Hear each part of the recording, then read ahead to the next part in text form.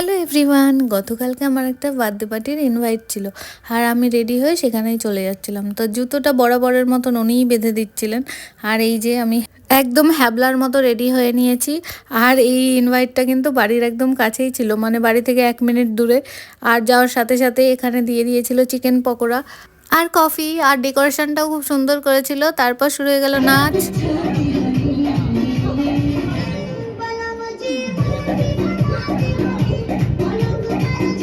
এই যে এখানে বার্থডে গার্ল ফটোশ্যুট করে নিচ্ছিল আর খুব সুন্দর সুন্দর পোজ দিচ্ছিল। এটা ছিল তার 25 ইয়ার্সের বার্থডে, হয়তো 25-এ পড়লো, ওই জন্য এত সুন্দর করে জন্মদিনটা সেলিব্রেট করেছে। আর এখানে আমি আর সোহিনী বসেছিলাম। তারপর সবাই আবার একটু ডান্স করে নিচ্ছিল। আর একটা বুনু ছিল, ও তো পা ব্যথা হয়ে গেছিল বলে বসে বসেও ডান্স করছিল, দেখতে বেশ মজা লাগছিল। এইগুলোই তো বার্থডে পার্টির মজা, তাই না? তারপর আমরা এখানে চলে গেলাম খেতে, কারণ রাতও অনেক হয়ে যাচ্ছিল।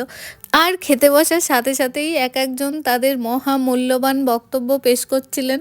প্রথম শুরুটা তো উনিই করলেন। আর তারপর এখানে দেখুন, প্রথমে তো অরিজিৎকে প্লেট দিয়েছিল না, আর তারপর এখানে সোহিনীকে বিরিয়ানি দিয়েছিল না, মানে আমাদের তিনজনকে দিয়েছিল আর ওর বেলায় শেষ হয়ে গেছিলো। তো সেটা নিয়েও আমরা একটু হাসাহাসি করছিলাম। এরপর শুনুন। হ্যাঁ, এক পিস দাও। তার আগে কি বলছিলি বল।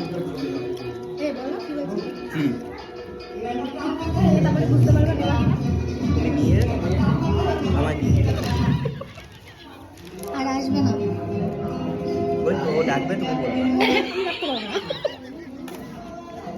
কত দিও নাকি। মটন দেবেন তো উনি নেবেন, আমি নেব।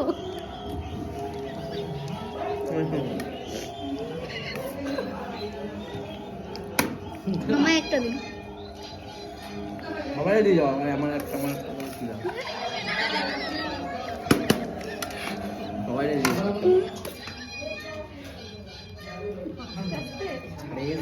আমাদের কথা শুনে মনে না ছাড়াই গেছে।